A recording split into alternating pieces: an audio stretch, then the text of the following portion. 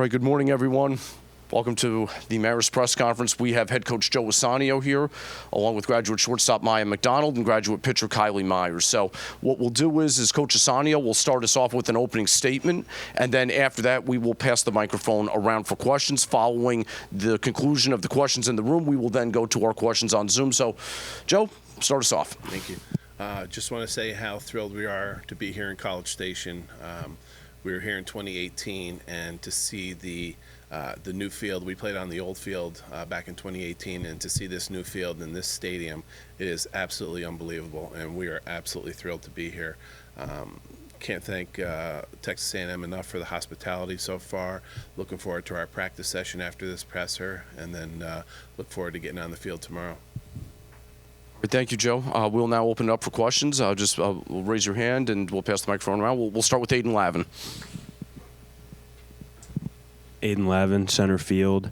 Joe, for you, this is the second time in 3 years making the regional tournament. A lot of the players remain the same. What benefit does that bring to the team, having players with experience in a tournament like this?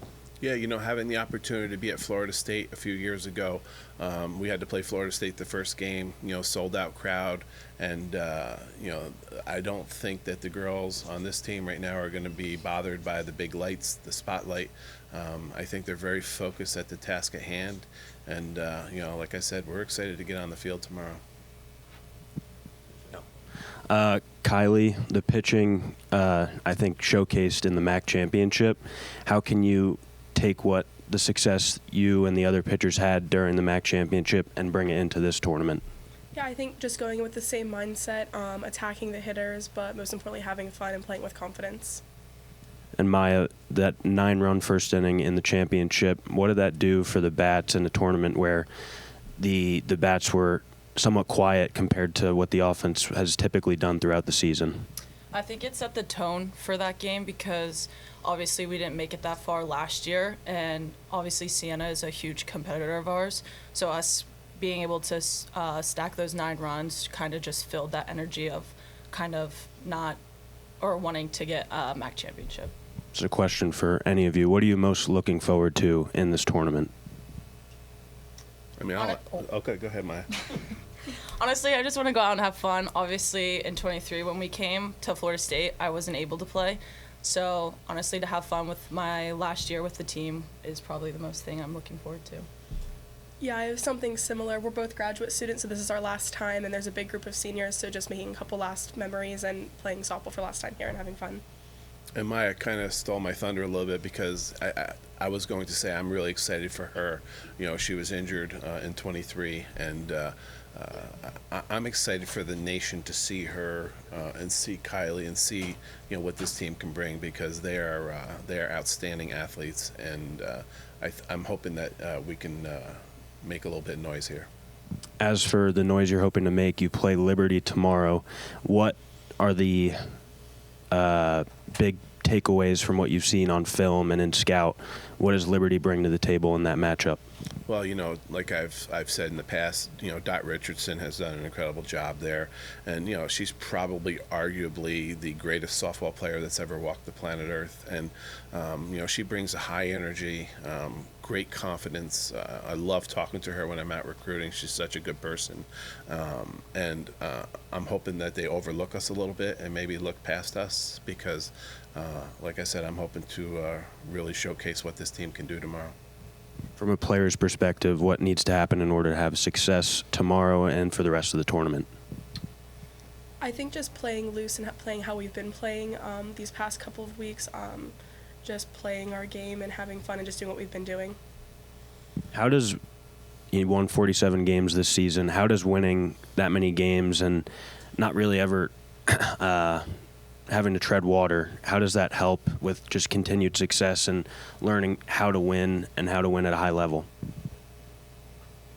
I think for the team, they just bring a confidence. You know, they bring a swag to the park every time they show up, and you know, they know that even if we don't win that game, we're going to be competitive in that game, and you know, that's what we want to do when we're out here this week.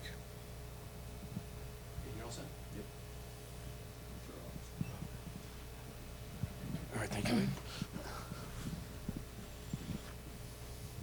guys go to Stephenville first to start the year? Is that right? Is that? Yeah, we did. We actually started at Tarleton this year. Yeah. So what was the deal there? Just come down because of the weather, or? No, you know what? Last year we were at Jacksonville University, and Mark's team, the head coach for Tarleton, they were staying in the same hotel as us, and we were at the same tournament. We were supposed to play each other. We actually got rained out down there, so we were just talking in the lobby one day, and I said to him, I said, "Do you ever host tournaments? If you do, we'd be more than happy to come down." And then he emailed me. He said, "Joe, we're going to be hosting the first weekend. If you want to come down, come down."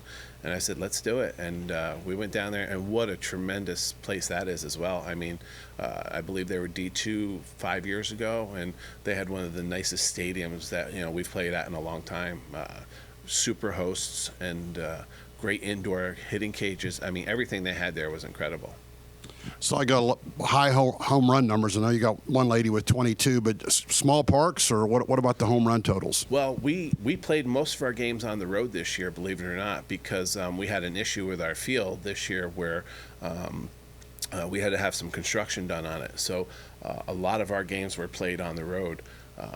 We do have a hitter's park, but we only played 8 home games there this year.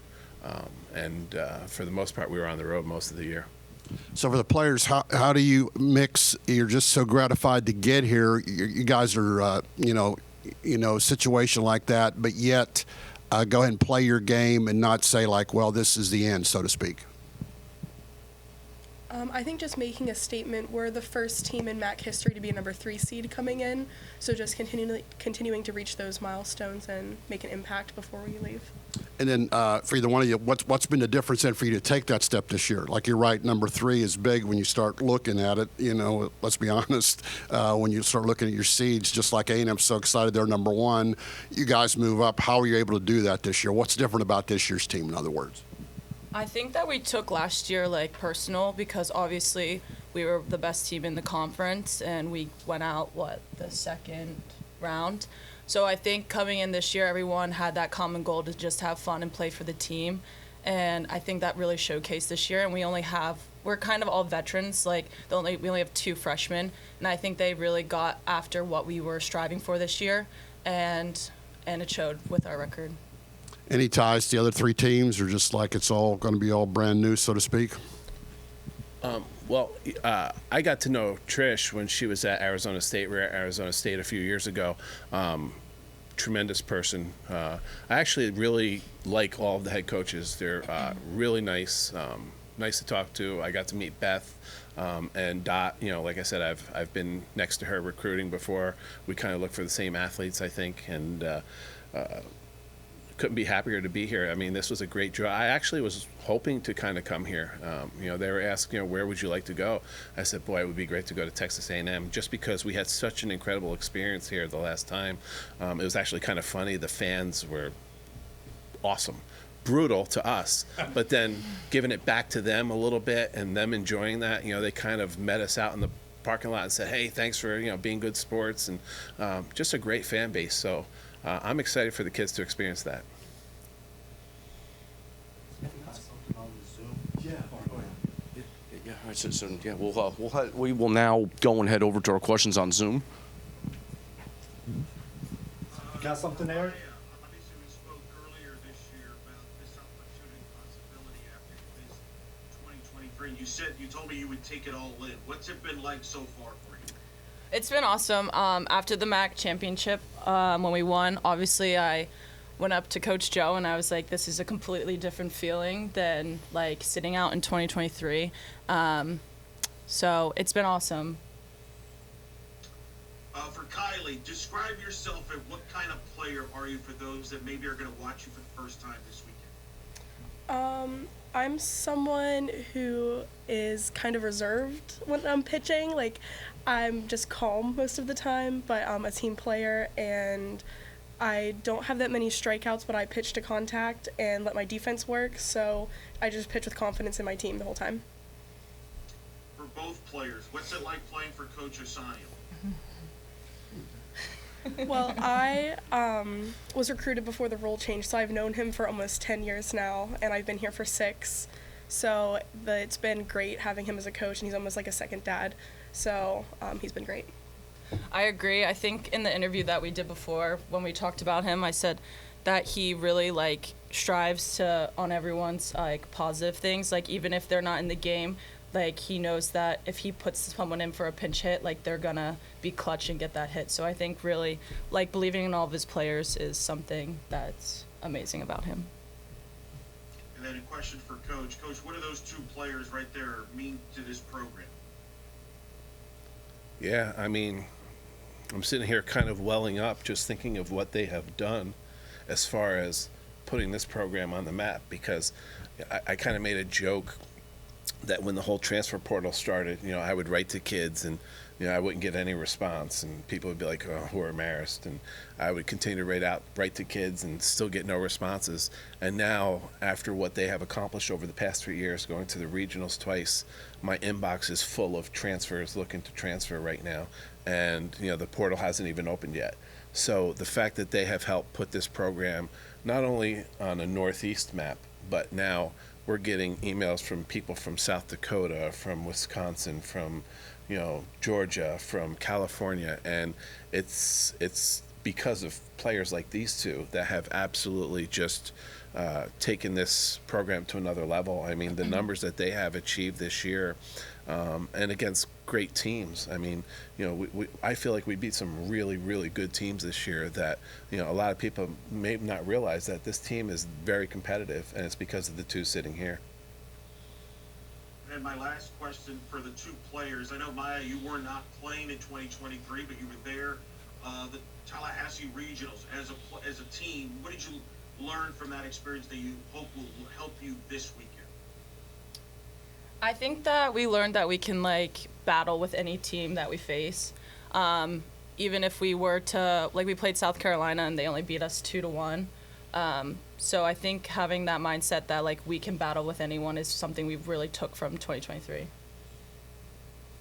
And a funny footnote on that too is I actually texted Trisha about that game, just that I was really proud that the team competed with South Carolina, and she told me, she goes, Joe, we lost to them twice. So that was the year, like it seemed like she was very happy that we competed against them. And like I said, she's a great person. I'm looking forward to seeing her.